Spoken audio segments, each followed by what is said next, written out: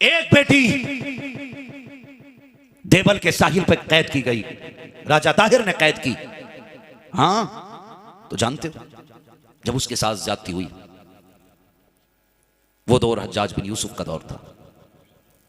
उसने एक खत लिखा अपने खून से और किसी जरिए वो उसने समंदर पार पहुंचा दिया। हज्जाज बिन यूसुफ ने खत देखा, चक्कर लगाने लग गया।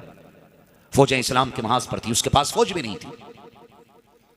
जब उसको चक्कर लगाते देखा तो 18 साल का जवान भतीजा मोहम्मद बिन कासिम, सुने जवानी किसे कहते हैं, आज तो मेरा जवान अल्लाह खैर करे पबजी में मर गया। फ्री फायर में, फ्री फायर है कि फ्री फायर है, फ्री फायर, हाँ उसमें ना 6 टोली बना के बैठ जाते हैं बेगैरत, कुट कुट कुट कुट, ऐसा शोर कि समझ में नहीं आ रहा, इन्हें पता ही नहीं महीना कौन सा। जवानियां बर्बाद हो गई।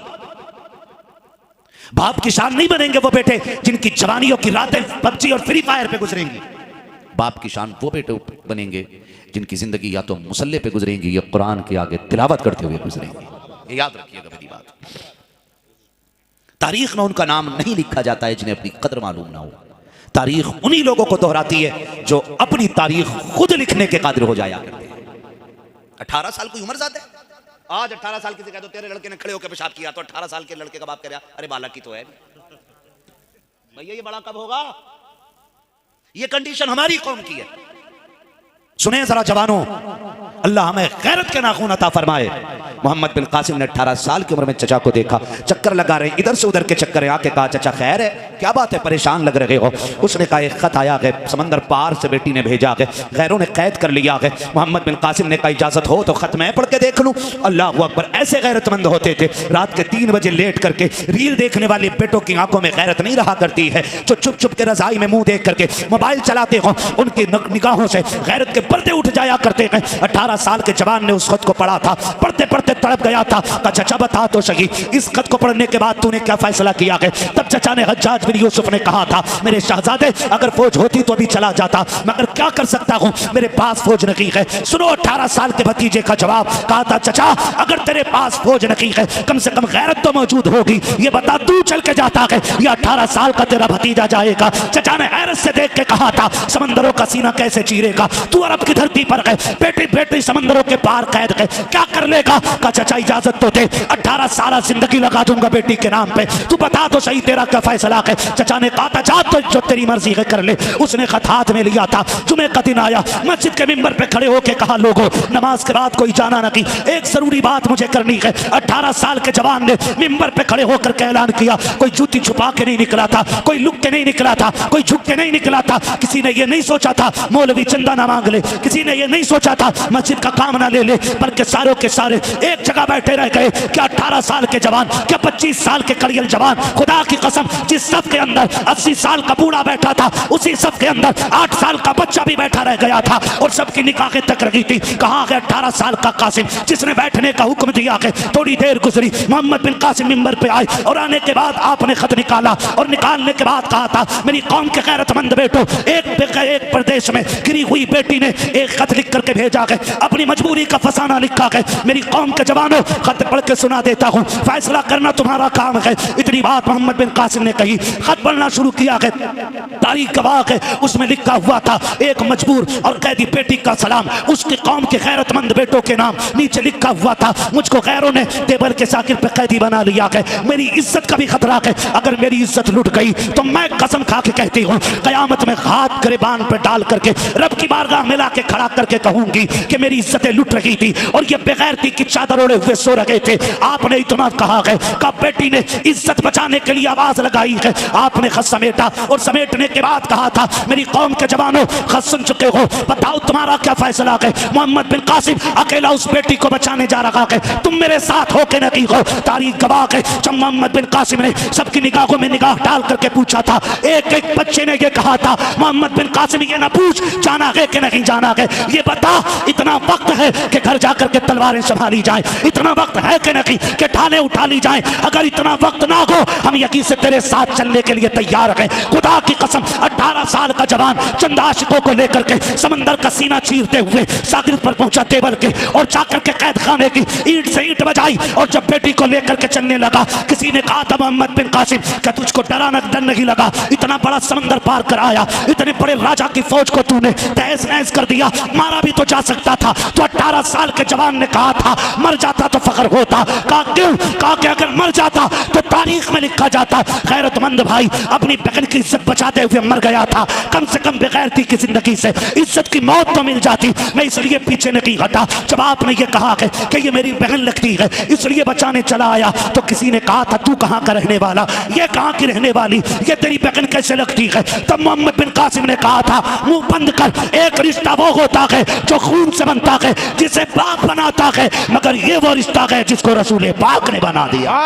नारे तकबीर, नारे रिसालत, बस लगे आला हज़रत इस्लाहे माशरा कॉन्फ्रेंस हज़रत अल्लामा मुफ्ती हमाद रज़ा सईद मुरादाबादी। मेरी माँ बहनें बैठी हैं, ये भी सुन लें जरा, जब शोहर मर जाता है ना तो कफन खींच खींच के कहती हैं हाय माफी दे दो, हाय माफी दे दो। मर गया वो, अब उसके कपड़े उखेड़ या बाल नोच, अब माफी मिलने वाली?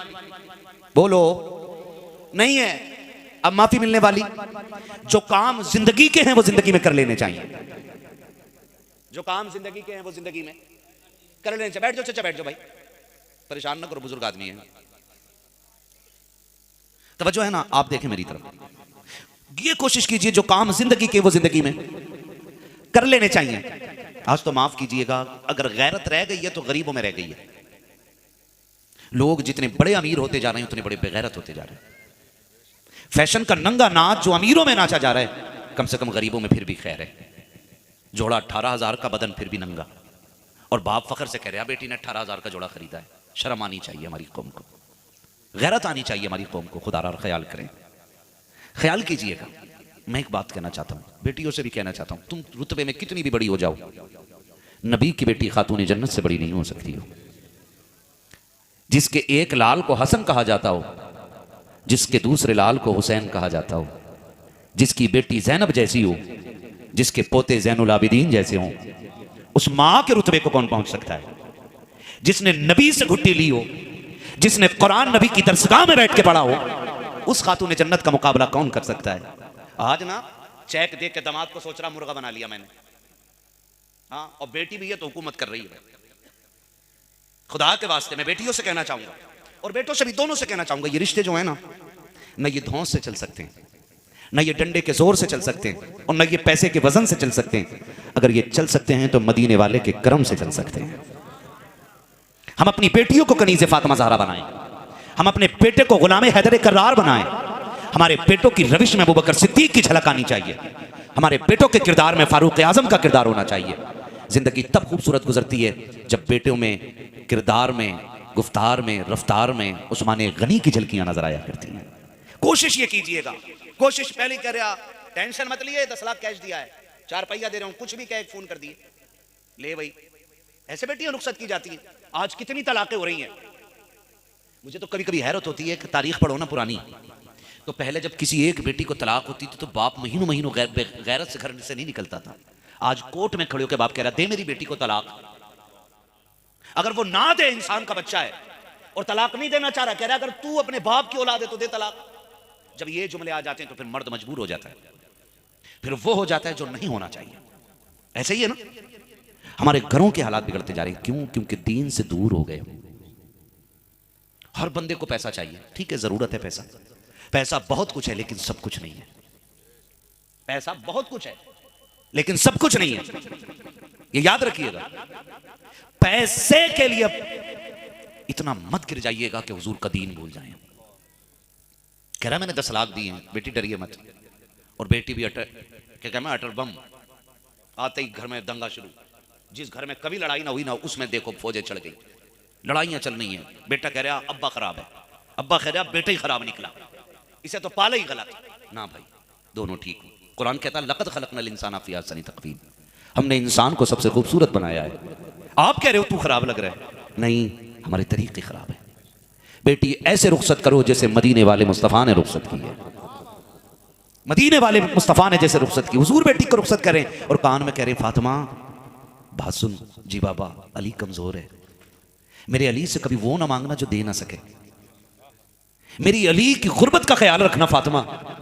फातिमा मेरे अली पे मेहर देने के लिए पैसे नहीं थे, फातिमा मेरे अली का ख्याल रखना। माना कि अली गरीब है, लेकिन फातिमा अली वो है जिससे रब भी प्यार करता है, रब का महबूब भी प्यार करता है। ऐसे मेरा नबी बेटी को समझा रहा है। और सलाम फातिमा तेरी अजमत को, सलाम खातून जन्नत तेरे किरदार की उन सुनहरे लम्हात को कि जो तूने अली के साथ वफा करके दिखाई। तारीख गवाह है, खुदा की कसम किसी बड़े से बड़े अमीर की बेटी ऐसी ला के दिखा दो जिसकी शोहर के साथ जिंदगी ऐसी गुजरी हो।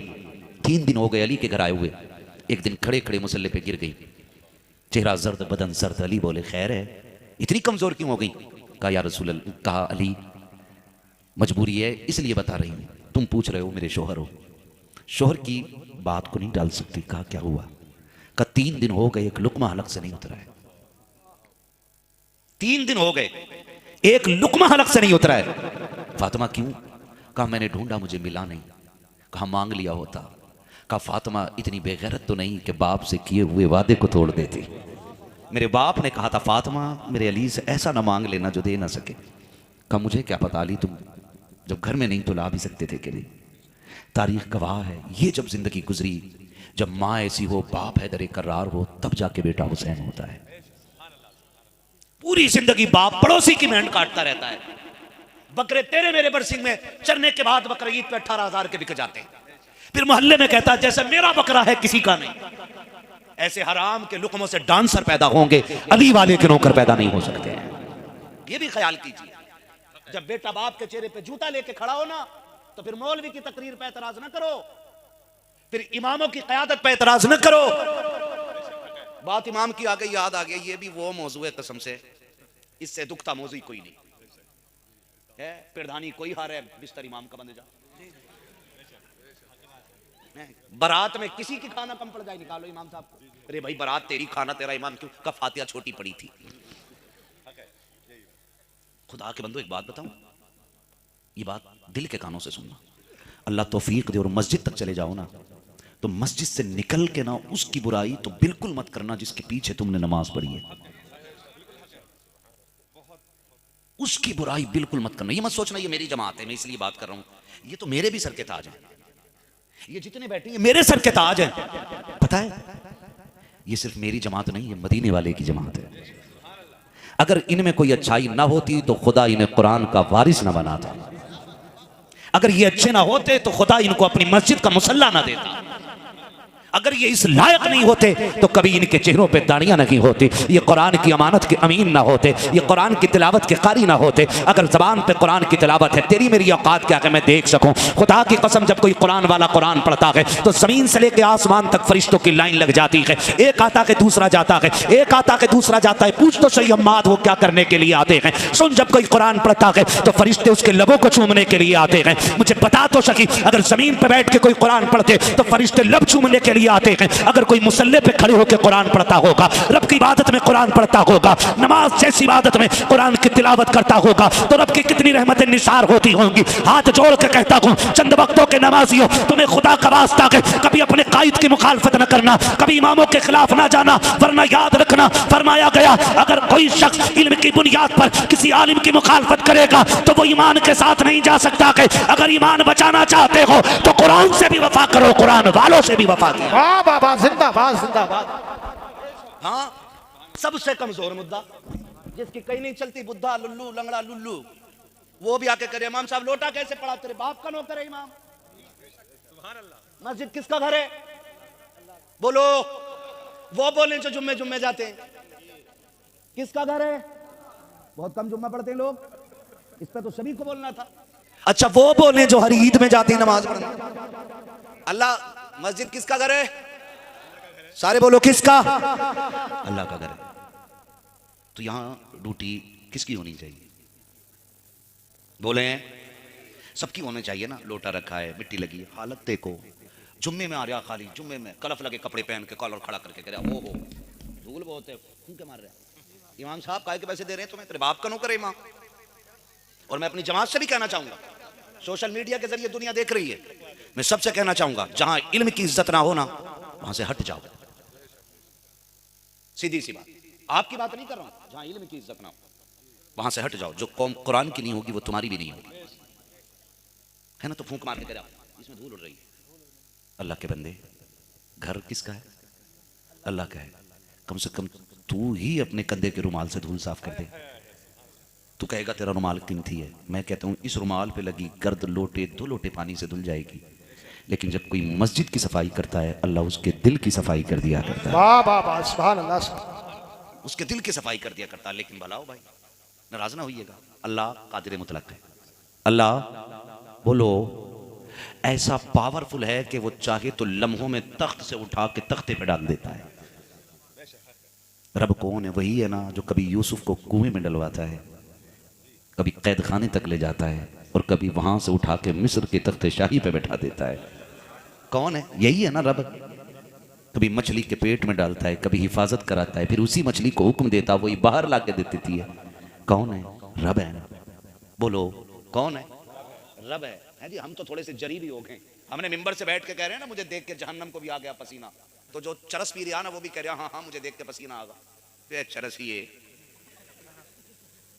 तेरी वजह से एक डिबिया ना बुझे, जहन्नम बुझाने चला।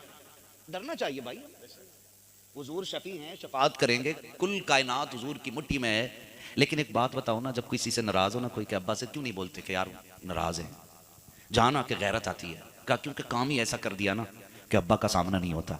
एक छोटी सी नाफरमानी करके अब्बा का सामना नहीं होता, पूरी जिंदगी हुजूर की नाफरमानी करके क़यामत में हुजूर का सामना कैसे होना है? कभी ये सोचा करें। हुजूर के लिए करें, हुजूर के लिए करें। कमी रह जाएगी तो फिर हुजूर है ना, कमी रह जाएगी। बरेली से आवाज आती है, वो तो निहाया सस्ता सौदा, हम मुफलिस क्या मोल चुकाएं अपना। सुभान अल्लाह। नौजवानों को नाते याद है ना, यही होना चाहिए। अपना हाथ ही खाली है। कोशिश ये करें अल्लाह को राजी कर लें। कोशिश ये करें, अल्लाह कादिर मुतलक है। किसी को 10 रुपए बुरे लग रहे हैं तो मेरे हाथ से ले जाए। बड़ी घूर के देखा कुछ लोगों ने इस नोट को। इमाम साहब तो नहीं है, आप नहीं है ना इमाम साहब, गांव के आदमी तो ठीक है, वरना कई बार लोग सोचते रहे इमाम साहब पे आए कहां से पैसे। हाँ, नाराज तो नहीं है ना आप लोग? कोशिश ये कीजिएगा कि अल्लाह हमें तौफीक दे और हम मस्जिद तक चले जाए ना, उससे रो के कहे मालिक तौफीक भी तूने दी है ना, इन सजदों को कबूल कर ले अपने कर्म से। ये कोशिश किया करो। ये नहीं कि भाई मैंने देखा ऊँट आई लगा इमाम का, तू नमाज पढ़ लेता कि वहां पर झुक्की मार रहा था। कंडीशन हमारी इबादतों की देखें ना, किया करो। तवज्जो है सारे लोगों की। कहाँ खोले हैं गेसू यार ने, खुशबू कहाँ तक है। तो कोशिश ये करेंगे हम कि हम मस्जिदों में जाएंगे इंशाल्लाह, जाएंगे इंशाल्लाह। इस पे भी सोच के बोलना पड़ रहा है। अगर कहीं की छड़ियां, कहीं का मेला हो ना, पूरा पूरा गांव साहब, नाम नहीं लूंगा, लोग बुरा मान जाते हैं। 28 में रोजे को ऐलान हो रहा, बस्ती बस्ती वो नट माइक लगा के ऐलान हो रहा भाई फला जगह मेला जुड़ रहा, मेला देखने आइएगा। वैसा लग रहा है इत्तेकाफ में ले जा रहा। हाँ, और इन मेलों से ज्यादा बेगैरती कहीं नहीं। और इसे फख्र समझते, नुमाइश लगी हमारे शहर में नुमाइश। ये फख्र की बात नहीं है, बेगैरती की बात है। हाँ, तो अब तो ईद पे भी गुनाह करा रहे हैं, जबकि ईद किसके लिए? ईद का मतलब क्या? ईद हुई है ना अभी? कब थी ईद? आज ही थी ना। यकीन करो सफर करके मैं भूल गया कि ईद आज ही थी, है ना। चलो हम आपकी भाषा में कह रहे हैं ईद आज ही गुजरी है ना, ठीक है ना, ईद आज ही गुजरी है। ये ईद क्यों होती है? ईद इस खुशी में होती है ना कि अल्लाह ने हमारे गुनाह माफ कर दिए। इस चीज की खुशी है ना, इस चीज की खुशी है। और उसमें भी बंदा गुनाह करने जा रहा, तो सोचना तो बनता है हम कहां खड़े हैं आकर। तो बस तवज्जो करें, मस्जिद में जाएं। फरमाया गया जिसकी दुआएं कबूल ना होती हो ना, तो वो मस्जिद में झाड़ू लगाया करे, अल्लाह दुआएं कबूल कर लेगा। कह रहे हैं मैं बतड़ी दुआएं मांग रहा हूँ, कबूल ही ना हो रही। पता ना क्यों ना हो रही मौलाना, पता ना क्यों ना हो रही। इनसे कह रहा है लंबी दुआ कर दियो, लंबी। हजरत मूसा, बारिश नहीं हो रही, पूरी कौम लेके निकल आए। नबी दुआ कर रहा है, उम्मती आमीन कह रहे हैं, बारिश नहीं हो रही। परेशान हो गए, मालिक बताना बारिश क्यों नहीं हो रही। आवाज आई, मूसा बात तेरी नहीं है, तेरी इस पूरी कौम के अंदर एक बंदा ऐसा जिसने 40 साल से मुझे एक सजदा नहीं किया है। एक बंदा ऐसा है जो मेरा इतना बड़ा दुश्मन है कि उसने एक सजदा मुझे नहीं किया। 40 साल मेरी नाफरमानियां की हैं, मूसा उसी की वजह से बारिश नहीं कर रहा हूं, अगर वो तेरी महफिल में ना हो अभी बारिश कर दूं। सोचो जरा, कितने सूद खाने वाले, कितना ब्याज खाने वाले, मैंने काटने वाले, खड़ी खेतियां खा जाने वाले, और फिर उम्मीद करते हैं इधर हाथ उठे उधर मन्नो सलवा उतर जाए। सोचना तो बनता है ना। मूसा एक बंदा बैठा है, बड़ा गुनाहगार है, 40 साल मेरी नाफरमानी करते हो गई, मुझे एक बार रब मान के सजदा नहीं किया उसने, मैं कैसे बारिश कर दूं। आगे आवाज दे के कहते हैं तुम में कोई ऐसा है जिसने 40 साल से अपने रब को सजदा नहीं किया है, निकल जाए। जब तक वो रहेगा पूरी कौम को पानी से महरूम रखा जाएगा।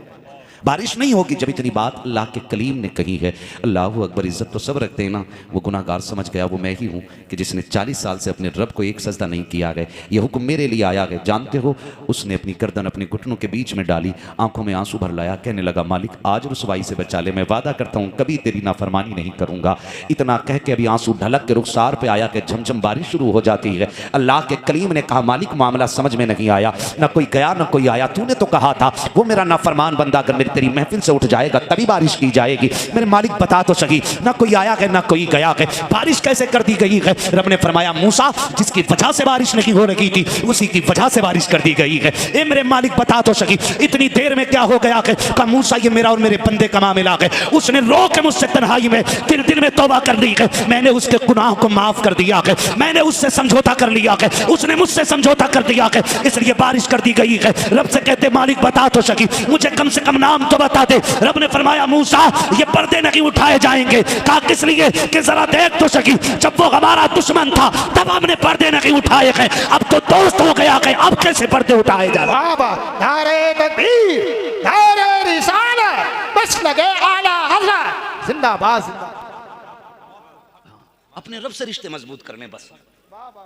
रब बड़ा करीम है, हमें आने में देर लगेगी, उसे माफ करने में देर नहीं लगेगी। सुने रब 70 माओं से ज्यादा प्यार करता है। बोलो सुभान अल्लाह। मैं जानता हूं मैं आपको चटकुले नहीं सुना सकता, मैं आपका मन नहीं बहला सकता, मैं यूं समझे मैं वो कड़वी दवा हूं जो हर किसी के अलग से नहीं उतरती, मगर मैं इतना कहना चाहूंगा खुदा आज मुझे बर्दाश्त कर ले। हो सकता है ये बातें कब्र में भी काम देने लग जाए। हाँ, तौफीक अल्लाह देता है। बस जिस दिन उसका करम हो गया दिल भी बदल जाएंगे और उसूल भी बदल जाएंगे इंशाअल्लाह। अपने रब से रिश्ते मजबूत करें नौजवानों। रब कितनी माओं से ज्यादा प्यार करता है? सुभान अल्लाह। कितनी माओं से? पीछे जो मेरे भाई खड़े वो भी बोलें कितनी? 70 माओं से ज्यादा प्यार करता है। एक बेटा एक बार सोते हुए कह दे माँ, माँ कितनी गहरी नींद में हूं, मैंने देखा है माँ कितनी भी गहरी नींद में हो। हमको माँ का तो होश नहीं रहा है ना, लेकिन हम अपने बच्चों को देखते हैं। आप भी गौर किया करो, आप अपने बच्चों के बचपन में अपना बचपन ढूंढा करो। ये नहीं कि आपका लाल लाल है और आपके बाप का लाल लाल नहीं है। माफ कीजिएगा, कितने लोगों ने बाप के इंतकाल का स्टेटस लगाया अभी है ना? बड़ी याद आ रही है, बड़ी याद आ रही है। मैं चाहता हूं कुछ लिख दूं लेकिन फिर नहीं लिखता हूं, मगर मैं इतना कहूंगा जरूर, मरने के बाद स्टेटस लगाने से वो राजी नहीं होने वाले। काश जो स्टेटस आपने मरने के बाद लगाया है वो लाइन उनकी जिंदगी में बोल दी होती। एक बार परदेश से फोन करके कह दिया होता तेरी बड़ी याद आती है, तो उसे अपने होने का एहसास हो जाता। बाप तब नहीं मरता है जब कफन में लिपट जाता है, बाप तो तभी मर जाता है जब सगा बेटा अपने बाप को याद करना छोड़ देता है।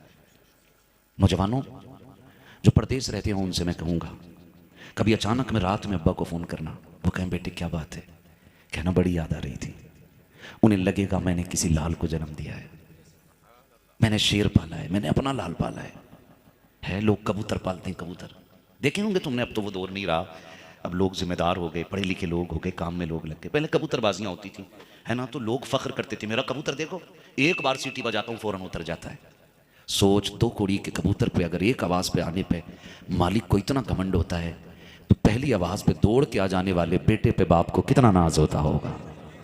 क्यों नहीं सोचते हम ये बातें, क्यों नहीं सोचते? कम से कम इन्हीं से सीख लें, हम इन्हीं से सीख लें। एक बाप थक जाता है एक बेटे के लिए, थक जाता है बाप। बेटों से कहना चाहूंगा कभी बाप को अपने होने का एहसास दिलाया करो, और ये एहसास दिलाया करो तेरा मेरा अटूट रिश्ता है, मुझे तेरी भी बड़ी याद आती है। बच्चों में देखा करो, मैं अल्लाह की कसम खा के कहता हूं मेरे माँ बाप जिंदा है, कोई जाके पूछ ले अगर मैं झूठ बोल रहा हूं, सच बता रहा हूँ, मैं कभी बेटे के साथ बैठा होता हूँ ना, अचानक उठ के अपने बाप के पास चला जाता हूँ, सिर्फ इसलिए मैं ये सोचता हूँ अगर मेरा लाल मुझे इतना प्यारा है तो मैं अपने बाप का कितना प्यारा हूँगा। कभी उठ के जाया करो, कभी बैठ जाया करो उनके पास जाके, अब्बा तेरी बड़ी याद आ रही थी, ये कुछ नहीं चाहते यार, ये तुमसे घी के लुकमे नहीं चाहते, ये दो बातें प्यार की जाती, वरना याद रखना यही तो गुजर गई। अब्बा थे, जीते जी गले नहीं मिले, अस्सलाम वालेकुम अब्बा, बस मैं जा रहा हूं, जरा मेरे यार खड़े बाहर। अगर ये कब्रिस्तान चले गए ना तो मैं कसम खा के कह सकता हूं बड़ी से बड़ी, जब 2 रकात ईदगाह से पढ़ के लौटेगा ना तू घर नहीं आएगा, इतना तड़पेगा कि सीधा कब्रिस्तान जाएगा। कदर कर लो इनकी, इन्हें अपने होने का एहसास दिलाया करो। एक आवाज, मैं देखता हूं कितनी भी थकी बच्चों की माँ हो, पूरा दिन काम किया हो और थक के सो गई हो, गहरी नींद में हो, हमारा बेटा बेटी एक आवाज कह दे माँ, एक आवाज दे दे अम्मी कह के, बड़ी गहरी नींद टूट जाती है माँ की। मुझे बता, अगर एक माँ को बेटे से इतना प्यार है तो फिर वो रब जो 70 माँओं से ज्यादा प्यार करता है, वो बंदे की आवाज पे कितनी बार आमिर लब्बैक कहता हो। फरमाया गया जब बंदा एक बार कहता ना या रहमान, अल्लाह 70 बार कहता मांग मेरे बंदे क्या मांगता है। तुम्हारी एक सदा पे 70 बार कहता है, लेकिन हाँ एक चीज आ जाती है बीच में, अरे कर लेंगे, उम्र है, टाइम है, कर लेंगे। कुछ बिगड़े हुए लोग होते ना तो वो ये जहन देते, वो जहन दे के कहते नहीं भाई टेंशन नहीं है, अरे यार यही तो उम्र है, अगर इसमें शौक पूरे ना करे तो कब करोगे, इसमें शौक पूरे नहीं किए तो कब करो। कौन सा शौक है कि बैठ गाड़ी पे टंकी फुल है मेले में चलने, ये शौक है। इसके लिए जवानियां थी, इसके लिए जिंदगानियां थी। 18 साल उम्र देखनी है तो मोहम्मद बिन कासिम की जाकर के देखो। हाँ? राजा दागिर ने एक मुस्लिम बेटी को कैद किया था, आज कितनी मुस्लिम बेटियों की इज्जतें लूटी जाती हैं। मेरा जवान, मेरा शेर बेटा थोड़ी देर व्हाट्सएप फेसबुक पे उसके